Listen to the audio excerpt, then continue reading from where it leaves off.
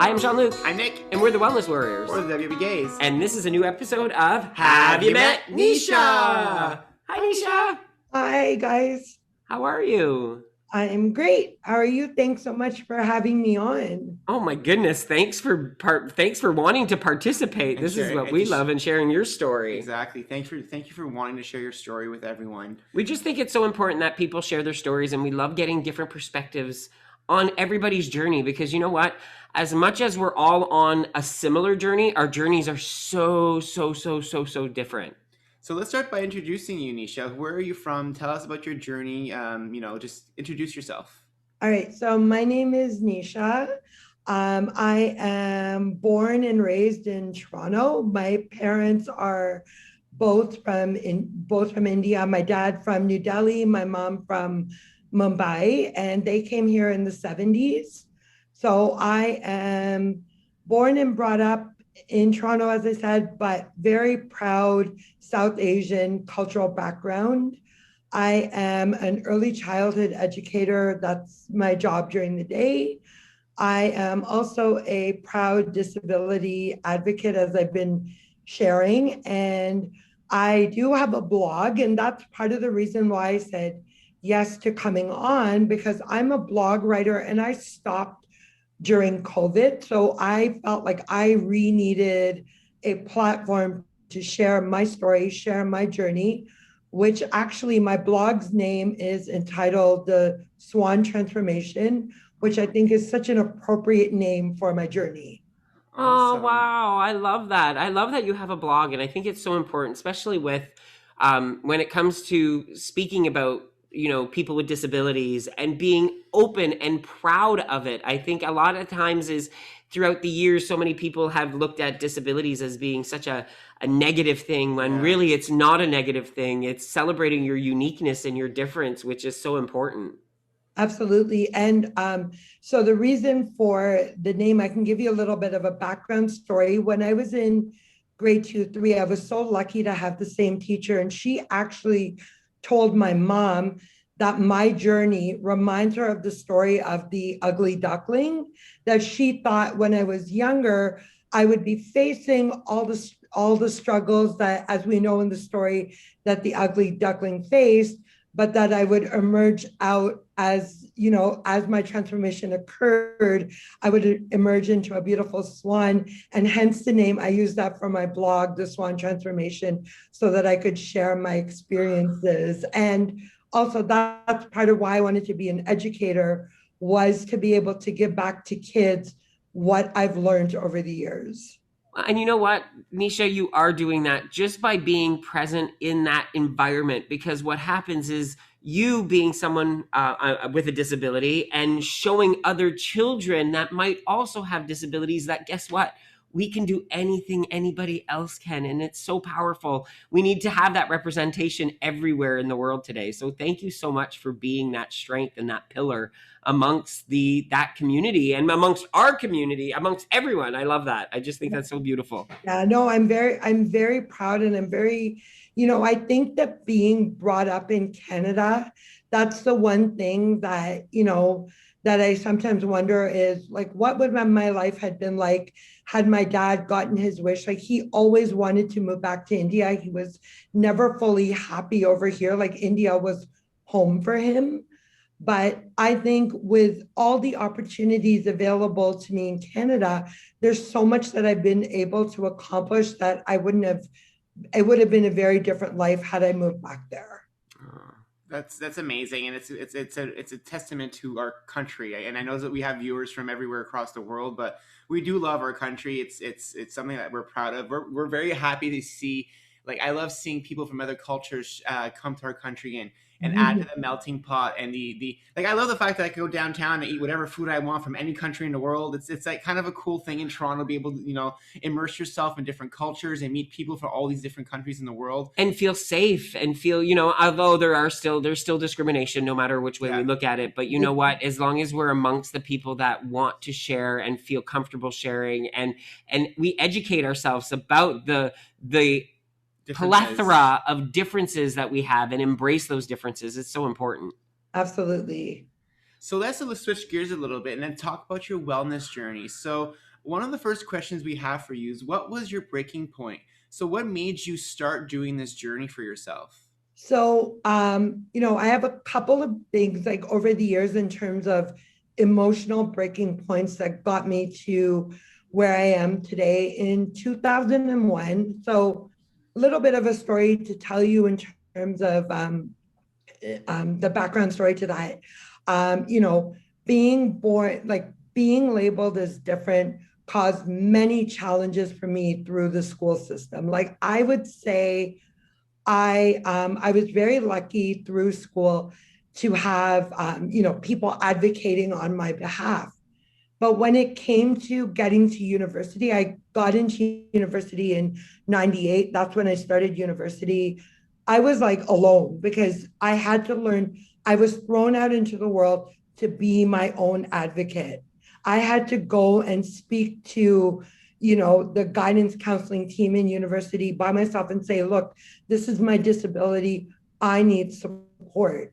And on top of that, I'm dealing with, like having a learning disability encompasses the kind that I have. I have a nonverbal learning disability. So that is like spatial awareness, body language.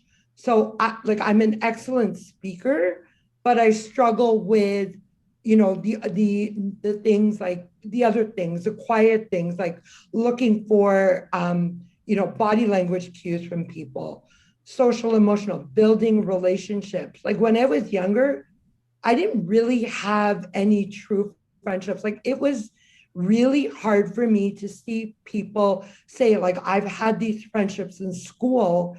And I really struggled to fit in. Every time I tried to fit in, it would sort of backfire on me because it wasn't the right way, or I was doing things differently than what people expected. So a combo of that led to my first breaking point in university where I hit rock bottom because, depression, anxiety, trying to tell myself, especially towards the end of high school, trying to tell myself, okay, you just have to be yourself no matter what. And somehow, some way, you're going to stay positive and you're going to get through this. And you basically grew up in an environment where where children with disabilities, it was not as much emphasized back then. There was There's not not as as much much exclusion. education and inclusion back then. So a lot of people were still learning how to figure out how do we interact with with people with disabilities. You know what I mean? And it was almost like there was that separation, that we weren't integrating people as well, and it was a lot of learning. So I can only imagine what it's like being on the opposite end and saying, okay, now that I had this in high school and elementary school, I had some guidance, and now being dropped off in a new environment, in a new world,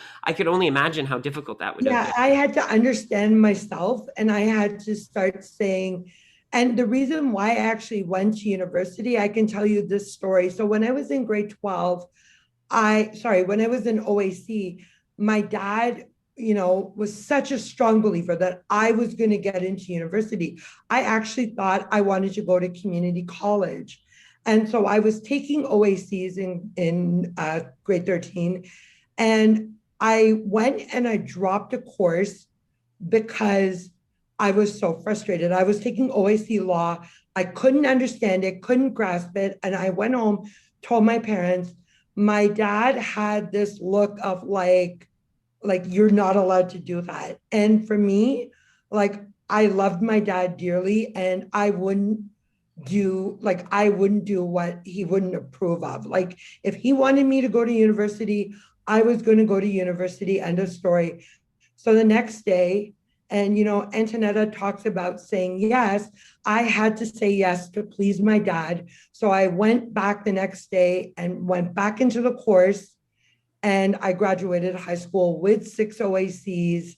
And I did, I got into a couple of universities, but they were universities that were far away. And my parents, from the cultural perspective, they knew that I wasn't ready to go into residence. So my dad actually helped me apply to Glendon College, which is part of York University in Toronto. And, he wrote a letter on my behalf saying, my daughter will study really hard and she wants to get in. And lo and behold, they sent me a letter saying you've been accepted to Glendon College. And, and I got somehow, some way, I dug deep. I got into university, and before I graduated in 2002, and my dad got to see me graduate before he passed away in 2004. That's Oh, amazing. wow. Yeah, Oh, how, like, what a touching Yeah, story that that's is. yeah, Like, yeah, and not just yeah. that, to see the love of parents not giving up on their child. Like they always push you to try to be the best you can be.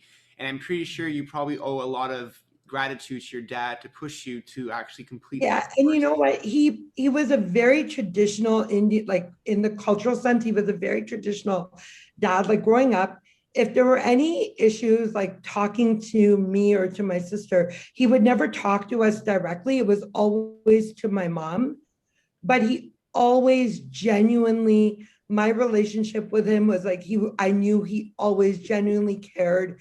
He always wanted the best for me. And coming from a culture where education is, it's a gift from your parents, and it's just something that I knew I had to do for him. It was like that one last chance I had to like make him proud, while he was not, he just didn't take care of himself properly towards the end. He Mm-hmm. said no instead of saying yes to taking care of his health. And I thought this was like one more way, if I think about it now, this was one more way of me saying yes to him and me being able to show him that, that I could do something that he would be proud of. well, I honestly think that no matter what you would have done, Nisha, your dad would have been proud of you. I think now he's just even more so proud of you because look at how far you've come. So when it comes to your breaking point again, back to your I know you said you had multiple breaking points, but what was the breaking point that brought you to say, okay, I need to make The a change change in in my my, wellness. I need to make because you just spoke about your dad right there, about your dad not taking care of himself and not Yeah. saying yes. Was that part of the? That's the other part, is I always have it in the back of my mind. So my dad was only 58 when he passed away. Yeah. He passed away in February 2004. And actually, my sister and I were here when it happened. My mom got the call and she flew to India right away, and we were here. And then we subsequently flew like the day after. But to tell you a little bit about his health journey, he had had a first heart attack several years before the second one, which ultimately caused his death. He After the first one, he said yes to taking care of himself for a month, but then again, stress and not eating properly, and he had a combo of diabetes and high blood pressure, cholesterol, you name it, he had everything. And by the time, I know that when he was in India towards the end, by the time he said yes, that he would take the insulin and all that, his kidneys had stopped functioning, his heart was going to go, it was just too late. And And I'm so I said, I've been subsequently saying to myself, like, I don't want to end up the way he ended up. I your don't want to your end up, your yeah. your breaking point is kind of similar to ours. So you saw your future in your family and you saw where you were heading. And because you saw where you were heading, that became part of your why. You're like, I don't want to go through the same thing No, my dad went through. I don't want to be, get two heart attacks and pass away at 58. You want something different for your life. So I'm assuming that probably played into your decision to try to change, make some changes in your own life. yeah, absolutely. And I mean, I've done it, like you guys have said, it's not a one-time thing. I've done it multiple times. Like right now, this is, I would say, my third time doing WW, but I think the one that I'm on now is the happiest that I've been, because of the community that I found, because of the support that I've found, and because I think of more of the control that I hopefully can take, and more of the learning that I hope to do. I'm going to ask you a quick question because this is something that I'm curious about myself. And it's about, I don't want to call you a person with a disability. I want to call you a person with different abilities instead, because I think that topic, I love that, the way of saying that, because I don't like, to me, when we hear disability, we think something is wrong. And I don't think anything is wrong with people that have different abilities. So, being a person with different abilities, was that part of the struggle the first couple of times walking into a WW workshop, or like learning how Because to? having to do it in person, I remember you were saying you have issues with like interpersonal relationships. You were saying earlier as part of your as part of your diverse ability, and so did that play into effect with when you were going in person to meetings? Well, I think that, you know what, I'm such a people person, but I also think now when I look at WW in general, the interesting thing is I don't know if there's, like, from the community that I'm in right now. And it's funny, I was talking to, when we were on the retreat, I was having this conversation with somebody. You don't see as many visible minorities represented in WW. You don't see like groups for people with disabilities, because weight struggle for people with disabilities is a huge thing. It's huge, because I know with different disabilities there are you know kids that struggle, parents that they were right. One of the people I remember in the at the retreat talking about being a caregiver, like parents of people with disability. I, There's so many layers to it. And I think a lot of it has to do, Nisha, too, is people automatically think that if I self disclose that I have a disability, I won't be treated the same way anymore. So a lot of people, I think, even those who are part of WW, might not self disclose. And it's unfortunate, because there should never be an environment where no one doesn't feel comfortable enough to self disclose. And it's almost like, although it's like putting a label, though, so it's kind of that, you're damned if you're damned if you do, you're damned if you don't, in a sense, because you don't want to be labeled, but yet you'd love to be represented at the same time. Absolutely. And the other thing you're talking about with being labeled is, I think from a cultural perspective, if you admit that you've asked for help, with weight loss or in general, like I know in the South Asian culture, traditionally, if you say you need help, like for example, you went to a therapist, you go to WW, it's almost like that's like, why can't you just do it Like within your own family? Sign of it's not a weakness. sign. It's considered a sign of Yeah. weakness, and Yeah. that's kind of, that explains also a bit why you were saying why the representation is probably a lot less. Because if that connotation is alive for the culture, that means other people won't be willing to join WW because they feel as though their culture will look down on them. They don't want to be judged by their own culture. And you know what? Maybe you being here today, sharing Is- your story, might encourage other people within your community to say, "Oh, Nisha's doing it. Maybe I should as well." I hope so. I hope so too. I think so. I don't even hope so. It will happen. It will happen, definitely. So I do have another question to ask you. So, what is something you have done that you never thought you would imagine you would have done on your journey? Okay, so three things. The first one being driving a car. So here's a story, disability related. When I was younger, it was, I grew up with the notion that I wouldn't be able to drive because, having a learning disability involved, the spatial awareness, the kind of disability I have involves spatial awareness and other factors as well. And I remember being told driving is not a game. And I listened and I'm like, okay, you know what? It doesn't matter. I still want to be able to tell myself that I tried driving and I can't do it and I'll be okay taking transit. So I looked up and I found an assessment center for people with disabilities, a driving assessment center. And I went in, I spoke to an occupational therapist, and I got my G1, and I got into a car once with an occupational therapist and a driving instructor. It was so stressful, but I can actually now say that I drove a car. That's I awesome. love that. That's That's Yeah, called awesome. perseverance. I yeah, love that you told you were not going to let anybody tell you You you can do couldn't do something. it. And yeah, you said, it doesn't mean I'm going to be doing it all the time, but I want to do it once. Right? yeah. You told yourself, if I do it once, I can now say, yep, I've been behind a car. And I love that. And that's such a great um, analogy that you could apply to your journey. You know what I Yeah. mean? In certain ways, is that if I stick to it and I believe in myself, I can achieve anything. Absolutely. And the one thing that I've learned is, you know what? Okay, I have to always live in a big city. So I have to always be Toronto, wherever it is. And Toronto is great. Now the transit system has expanded. So it's not that I'm stuck only visiting friends in Toronto. I've been able to get all over the city. I've been able to use different transit systems to visit friends outside of the city. I've been able to adapt and make it work. And I almost tell you, you could probably be dropped off in any city and figure out the transit system because you're so used to doing it. While a lot of people who only depend on vehicles would be like, I don't know what to do. Yeah, yeah. So, and the second thing is dating. So here's the story.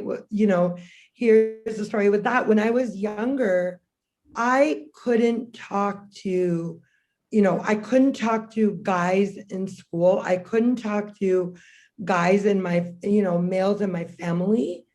I would talk to them, but I also have an eye condition where I don't look at people like for so long, for so many years, I couldn't look at people straight in the face when I'd have a face-to-face conversation with them. Like my eyes would probably, and I never noticed this, my eyes would turn away. They wouldn't be working at the same time. And I actually went for something called ocular motor therapy, where for 2 years there's a great place actually. I don't even know where they are now, but there was a place out near Wonderland where I went for sessions, for 45-minute sessions, to do different eye exercises to be able to get my eyes to work together. Basically, to strengthen the muscles behind your Muscle eyes so you in the could eye. actually Yeah. refocus on how. I have a friend who actually did the same thing. She was born with a muscle issues with her eyes as well, and actually did some occupational eye therapy as well. So that's And it was very interesting. amazing. And, because like tracking, for example, tracking children is such a big part of my job at school, keeping them safe. So being able to have that, like that eye direction, eye movement, like I feel since I've done the therapy, it's improved so much. But going back to what I was saying earlier, I think also in combo with anxiety, like I'd also have my head down when I'd be in conversation with guys. So I wouldn't be looking directly at them. I'd have my head down. I wouldn't have the inner self confidence. So I sort of told myself, you know what, you're probably gonna end up being alone. Like, why believe in yourself that much? Just, sort of think, okay, that's another milestone that everybody's met, that society expects us to have, but it's not going to happen. And I struggled with online dating. I tried, I wasn't connecting, and I was like, I kept going back and forth. But I was having a conversation like 2.5 years ago with a friend of mine. We had dinner, and he's a mutual friend of Paul's. And he told me about Paul and Paul's son. And another friend of mine was like sitting with us, and he's like, do you want Paul's number? I want to give Paul's number. I want to give Paul your number. That was one of the biggest moments to me of saying yes. Like I was like, okay, I think I'm finally ready to do this after all the work that I had gone through. And I was like, yeah, I'm gonna say yes, sure, you can give him my number. And And and the rest it's is history now, And right? you've been with Paul I'm for like how long now? almost three. It'll be 3 years in July. Wow. Never Yeah. Never believe, say never never. say Yeah, never. right. And you know what this is a lesson of? Because I'll add to, because we both gave up on finding someone as well, because we with our weight back in the day, and we were had such low self-confidence, which I'm assuming at one point you probably felt as well, that Yeah. we felt no one would ever want us, Yeah. And right? being very judgmental in the gay community. And I can imagine the same kind of feelings in the community of different abilities, and that you And know, even the South Asian community. and also the South Asian community, feeling like we stood out from everybody else that was your Normal. typical normal, which I hate using, but still, you know, we didn't feel like we were ever going to find anybody, and you probably felt that same way because you were not like everybody else. And now you were able to find that person, and now you're happy. And I think that probably also changed your trajectory in life as well. You're probably a lot happier now being with Paul than you were before. Yeah. And I think before, what happened was I would because of the, you know, the social emotional awareness growth, before I would just, you know, a guy would be friends with me, whether in school or university, and I would just expect that it was going to turn into something else. I didn't know that, like, how to just let it be a friendship, because I was, you know, this acceptance, this validation happened. But I think I got to the place where I was like, you know, I have male friends now, but now I'm finally socially, emotionally ready to understand the separation and to be able to say yes.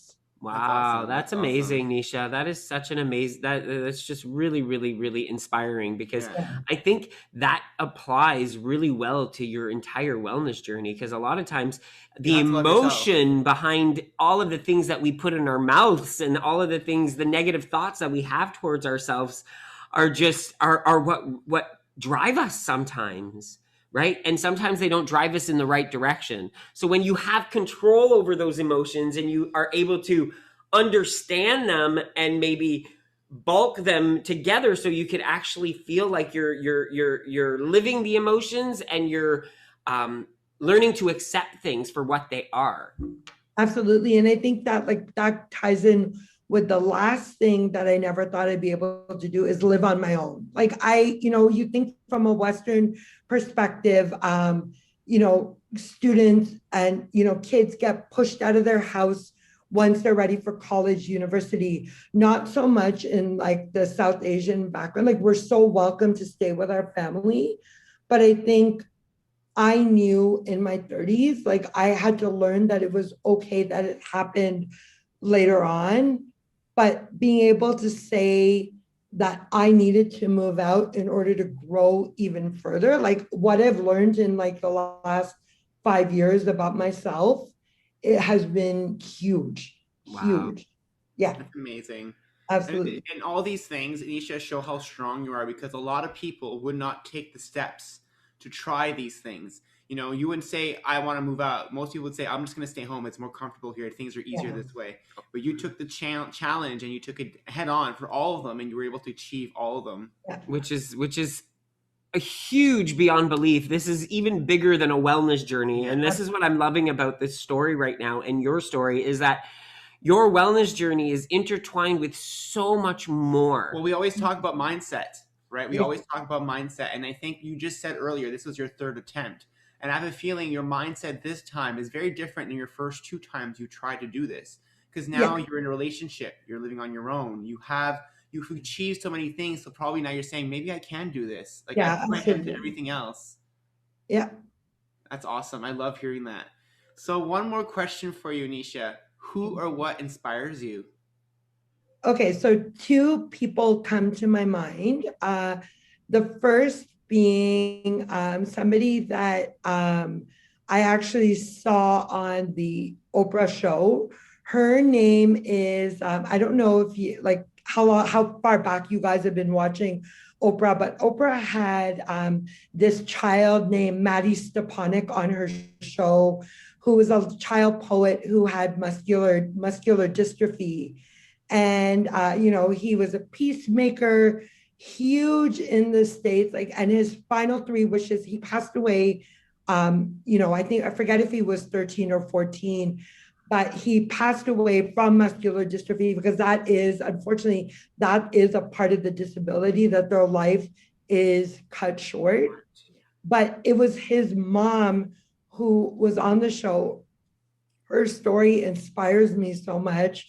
All four of her children were born with muscular dystrophy. They all passed away. Maddie was the oldest, and she herself has the disability. She's still, she's still with us. She's gone through so many amazing things, and I like so many incredible obstacles, but she carries on Maddie's legacy. Maddie was a peacemaker. Like, his three wishes were to talk to Larry King, Oprah, and Jimmy Oh, I Carter remember before he that. passed I remember away. that. I remember the Larry Yeah, King one. I remember the Larry King yeah, and one. so it's his mom. I loved her so much. I decided to become Facebook friends with her. I was like, I'm going to take a chance because social media does incredible things. And we connected over Facebook. And I've actually flown down to Maryland, just to meet her in the summer, and just like to help out she has something called the Maddie Peace Day celebration in his honor. And I've gone down from here to be a part of it. And I've met her like two or three times in a row. Unfortunately, COVID stopped that. Yeah. And Who are you? That's crazy. That's Like, I crazy. love that you've done that. Like, honestly, yeah, it's so funny, Nisha. It's almost like you said yes to you. Like, you Yeah, really just have really opened up so many doors, and you said there is not a door it's that's gonna going to be stop me. shut in my face anymore. I'm not letting these doors shut and, anymore. and people are like, you're going to go all the way to Rockville for like 2 or 3 days. I'm like, come on, she inspires me. Like, it makes me happy to, Yeah, to do it. to do this. And like, we've done virtual, it's funny, over the last year, we've done these virtual sessions over Zoom. And every time I go on, she's like, Nisha, you're one of the few people that's been on every one of them. And I'm like, it's just awesome because I feel so inspired Yeah, by her presence. Well, the second person And is I bet somebody, you she's inspired by by you. yours. So don't forget that. Don't forget that. the second person I think we all know and love is Antonetta. Like, finding a body has been huge for me. Finding someone who incorporates this you do you philosophy, that's been incredibly huge, because that's a testament to somebody who said it's okay to be who you are, and it's okay to move how you move during my classes. You don't have to do exactly what I do. You do what's right for you. And that's been huge for me, because like I said to you earlier, I knew growing up I didn't move the way everybody moved. Like, there was that race, and there was a school ride race. I remember coming in last. I would struggle in gym class, but now to find as an adult somebody who accepts everyone for who they are and how they move, it's incredible. And her passion, yeah. I often talk about how school gym was a Mhm. very big deterrent for a lot of people from doing activity. It was It was it always was group always group sports. sports. It was always teams. It always and then because we're both of us, I think, in the same boat as you are, Nisha. I was terrible at gym because I was always last picked. I couldn't do anything. I was always overweight, so I couldn't do anything in class, and so I was always not picked, and I hated it. It was a really big, so that the second gym became optional, I stopped doing it and I started gaining weight, and I never saw that I love doing running. I love step class. I love these things. But if I would have been shown this as a teenager, Yeah. maybe I would have changed my course. And maybe if it's the same thing for you, if you would have seen a body in your teen years and been able to do you back then, how much Yeah. different your life would have been today. And it's a Ab- testament to what an antenna does. And I think it has to do a lot too with competing. Yeah. Competition is healthy in certain ways, but It's when not you're for a everyone. child, competition is also a very big deterrent, because if you're not good enough, if you don't feel like you're equal to everybody else, you always feel You get discouraged. you feel left out, or or centered out where everyone's looking at you because you're not able to achieve what everybody else is achieving. And that really makes you not want to do anything new or try anything different. But Antonetta doing You Do You is basically saying, just come and have fun. It doesn't matter what you do, as long as you're having fun and active, that's what matters. And if the world would teach that philosophy to any activity, it would be a much better place. People will be a lot less afraid to try things. Yeah, absolutely. And I what I love is that at the beginning, right, of her classes, she's like, no one is better. You're not better than you. You're not better than me. Like, you know, and she's like, we're all in this together. And that's what I love. And I love that she acknowledges every single person. You know, there may be 100 people on, you know, one of her Zoom sessions, but I think she's got everybody's name down pat. And the way she acknowledges everybody's presence, that's what I think embodies an amazing fitness instructor. You know what? I can't agree with you more. We also have a huge soft spot for Antonetta. And by the time this comes out, some other stuff will be happening. Other things will be happening by then, by the time this comes out. So thank you so much, Nisha, for being a part of this and telling us about your journey. And I really love that you didn't focus on you focused on the broadness about wellness. You didn't focus about the weight. You didn't focus about the food. You focused about so many other parts of the wellness journey that is so important and integral to any journey. And you know what? I hope other people see how brave and how strong you are and how beautiful and independent you are as well. And they start saying yes to themselves and trying to push themselves to do things out of their comfort zone, just like you did. Or even say, I want to be like Nisha. Exactly. Can you imagine? Not only do I think it's going to be said, I know it's going to be said, and I think people are already saying it. Oh, that's so nice. But thank you. I want to tell the both of you something. You know, I was saying this during the retreat. Your kindness is so inspiring. And the fact that you guys are so genuinely willing to share your struggles and be so authentic with all of us. You know, I feel so lucky that besides the body community that I've met you two, and you know, the Sunday chats are just incredible. So thank you so much, Nisha. Yeah. Thank you so much, Nisha. And thank you for being there every Sunday. We love seeing your smile. We love your questions. You brighten up any Zoom room that I've been in. So thank you guys. Thank you so much. This means a lot. So I hope you guys enjoyed this episode of Have You Met? If you enjoyed it, please hit the like button below, subscribe to our channel, share the video, tell your friends. Don't forget that Nisha will be with us next Sunday on our Fireside Chat. So if you have any other questions for her, come prepared with some questions for Nisha. I'm sure she'll love to answer them. You can find us on all social media using @the_WBGays or #WBGays. And we'll see you next time. You can also find us on our website. www.gays.com. I almost forgot that. Bye, everyone. Bye, everybody. Bye, Nisha. Bye. Thanks so much, guys.